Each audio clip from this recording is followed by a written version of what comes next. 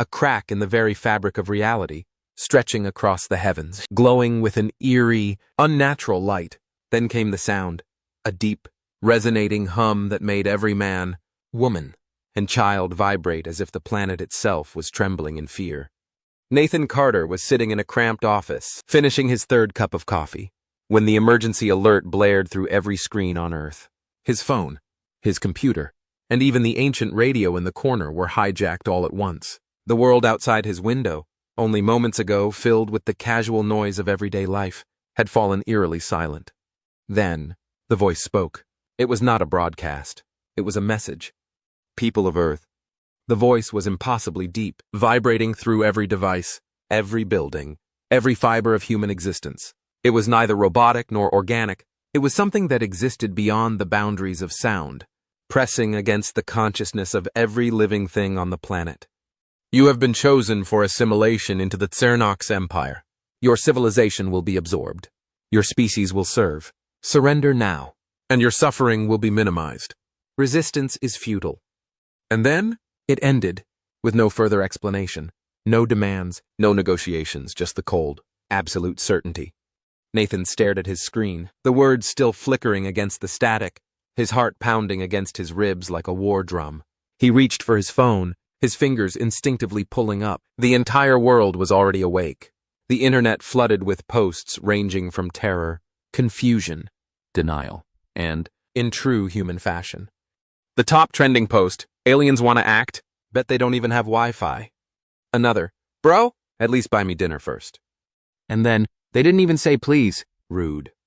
Nathan exhaled a breath he didn't know he was holding, a slow grin forming on his face despite the sheer. Of course, this was humanity's first response. Not fear, not surrender. His mind raced. This wasn't just a joke. It was a reaction, an instinct, a raw and uniquely human form of defiance, something no empire, no conqueror, no self-proclaimed god could ever understand. He could feel it, the first member of something much greater. And then, before he could stop himself, he typed out the words that would ignite the flames of resistance. No one, not even the Xernox, could have predicted. Come on, Xernox, at least make this entertaining. He hit send. And with that, the war for humanity's survival had already begun. The sky, still scarred in reality, shimmered as a colossal shadow eclipsed the moon. A fleet, thousands of vessels, hanging in the void. Their presence stretched across the stars, a silent declaration of ownership, of dominion. And then, the second message arrived. Your compliance has not been received. This is your final warning.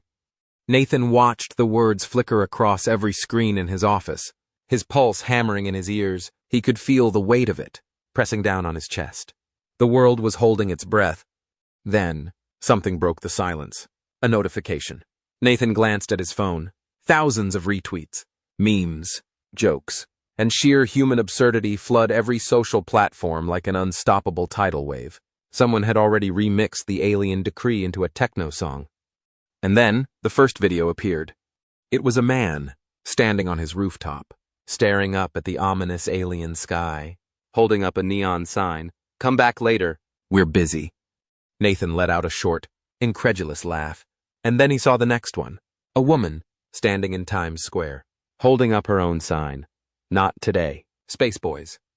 It was happening. Something primal, something irrational, something only humanity could ever do. They weren't panicking or weren't begging. The Xernox had expected immediate surrender. Instead, they had been turned into an internet joke within minutes. Nathan grabbed his jacket and stormed out of the office, his mind racing. He needed a plan, not a military one. No army on Earth could stand against the sheer technological might of a civilization capable of holes in space-time itself. No, this wasn't a war that could be won with weapons. This was a war of perception. He dialed a number, his fingers trembling slightly. The line rang twice before a sharp, familiar voice answered. Nathan? He took a breath. Mia, I need you to tell me how hard it would be to hack an intergalactic communication system. Then, a low chuckle. I was wondering when you'd call. A distant explosion rumbled through the sky as the first ships began descending toward Earth. But Nathan wasn't afraid. They thought this was over before it even began. They had no idea who they were dealing with. Mia wasn't the kind of person to waste time with small talk. By the time Nathan arrived at her underground tech lab, a repurposed subway station buried beneath the streets of New York, she already had half a dozen screens glowing with alien script, data streams pulsing like a heartbeat through the tangled web of servers and cables surrounding her. "You want to in an intergalactic empire's comm system?" she asked, her fingers flying across a holographic keyboard. "Are we actually trying to win this thing?" Nathan smirked, shaking off the weight of what they were about to do. "Yes." Mia snorted but didn't argue. "Good, because these arrogant left a back door open in their encryption. Looks like they weren't expecting a bunch of primitives to understand quantum signal structuring." Nathan leaned in, watching as an alien interface flickered across one of the screens. It was their main broadcast hub, the same network that Cernox had used to declare. "Can we use it?" Mia cracked her knuckles. "Oh, we're not just going to use it. We're going to make them regret ever letting us near it." Above ground, the world was bracing for impact. The Cernox fleet began their descent, their sleek, obsidian ships cutting through the atmosphere. Massive, monolithic constructs hovered above the largest cities, casting shadows. Their weapons hummed with barely contained energy. And then every screen in the galaxy flickered. Nathan's voice, cool and casual, crackled through the communication networks of the Cernox Empire. "Hey, space overlords. We heard your whole surrender now speech. Very dramatic, very well rehearsed. But see, here's the thing. Across the galaxy, on conquered planets where species had bowed to the might of the Cernox without resistance, aliens of all kinds stared at their screens in shock. Mia flashed an image of Earth's Twitter feed onto the main transmission. Billions of Cernox soldiers watched as humanity's collective response to their conquest demand was nothing. A clip played of a street performer in London, standing defiantly beneath an alien warship, juggling flaming torches while a crowd chanted, "Do a backflip." Another video, a group of Australian surfers paddling out into the ocean with an enormous sign that simply read, "Nah, mate." Then came the pièce de résistance, a remix of the original Cernox invasion decree, turned into a viral dance challenge, complete with synchronized moves and flashing neon text that read, "Alien fight? More like intergalactic rave." Silence hung over the galaxy. Then, the unthinkable happened. From the enslaved planets watching from the outer edges of the Empire, species who had only ever seen the Cernox as gods, as conquerors, as unstoppable. And now, thanks to the humans, they were seeing them for what they really were. On board the command ship, Vorik's Wrath, General Salzeth clenched his fists, his 7 eyes twitching as he watched the chaos unfold. This wasn't how this was supposed to go. Humanity was supposed to beg. Instead, they were dancing. And then came the next blow. Mia leaned over her console, grinning. "Oh, and by the way, say goodbye to your tactical network." With a final keystroke, she unleashed a virus into the Cernox battle grid. All across the fleet, targeting systems flickered. Weapon controls are locked. Engines powered down. 1,000 warships, paralyzed in midair, trapped above a planet that refused to kneel. Then, the first explosion rocked the sky, from Cernox ships colliding with their own paralyzed fleet, sending debris spiraling into the clouds. Then the entire planet erupted into cheers. Nathan turned to Mia. "So, think we just started a revolution?" Mia smirked, watching as the chaos above only worsened. "Buddy, I think we just defeated an empire." General Salzeth's mandibles clicked together in barely contained rage. His 7 eyes darted across the command bridge, watching in horror as his fleet, his invincible, godlike armada, descended into complete chaos. Systems were failing. Ships were colliding.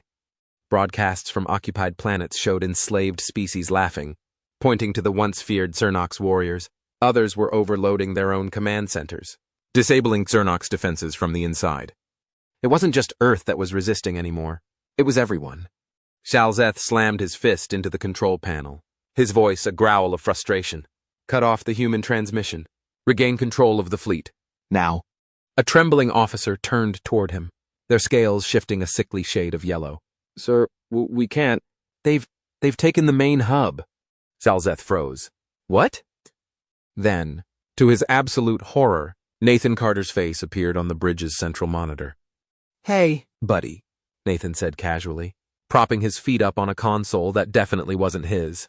"I gotta say, for an intergalactic empire, Your cybersecurity is, kinda trash. Galzeth's vision darkened with rage. How? Oh, don't worry. I'll tell you, Nathan interrupted, grinning. See? You guys rely way too much on centralized AI systems. Not super smart when you're invading a planet that literally invented hacking. So we borrowed some of your infrastructure. Big thanks for that. By the way, and turned it into our very own Cernox meme machine. Mia leaned into the frame, waving. We also reprogrammed your fleet's internal alerts to blast human music at max volume. Hope your boys like Never Gonna Give You Up on loop. As if on cue, Rick Astley's voice boomed through the command deck, drowning out emergency alarms with an upbeat, unrelenting melody. Galzeth could not believe what was happening. Nathan's smirk faded, his expression turning sharp, focused. Here's the thing, Galzeth. You lost this war the second you underestimated us. You came here expecting fear, but you got defiance. You thought we'd surrender, but instead, we made you a joke. And that's something no empire survives. As the words left his lips, something massive entered Earth's atmosphere. For the first time in history, every conquered species across the galaxy saw their overlords and let a small planet win. Nathan and Mia watched the data feeds explode with insurgencies across the empire. Cities once ruled by fear rose up, throwing off their chains. Cernox officials fled in terror as their own soldiers turned against them. Galzeth's control had shattered. His own officers, shamed, began abandoning their stations. Some defected outright, sending transmissions to Earth with messages of surrender. Others simply refused to obey. The once mighty armada that had darkened the sky, that had promised Earth's total subjugation. And Galzeth, for the first time in his life, he knew what fear felt like. The command bridge of Vorek's wrath, once a beacon of power and control, was now nothing more than a cold echoing. Beyond the viewport, the once glorious Cernox armada was in full retreat.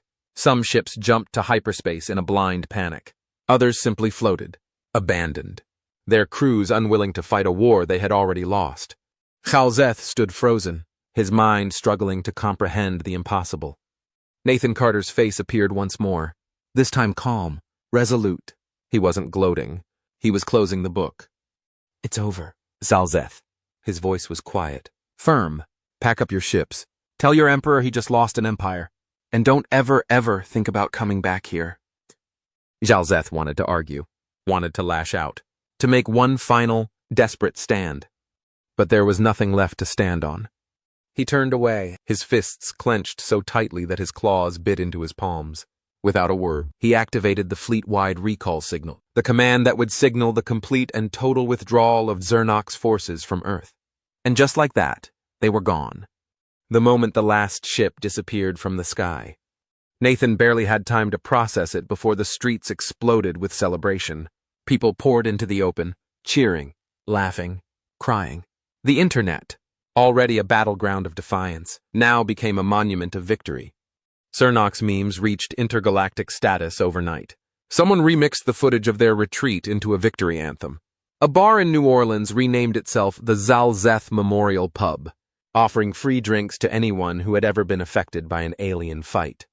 Nathan stood on the rooftop of Mia's lab, looking up at the now empty sky. The stars stretched endlessly above him, vast and unknowable.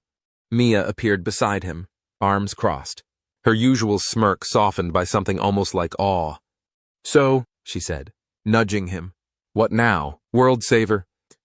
Nathan exhaled, watching as the wind carried the sound of 1 million people celebrating below them. He smiled. Now? He looked back up at the stars, a glint of something dangerous and wonderful in his eyes. Now, we see what's out there. If this was what humanity could do when difficult, imagine what they could do when they were free to explore.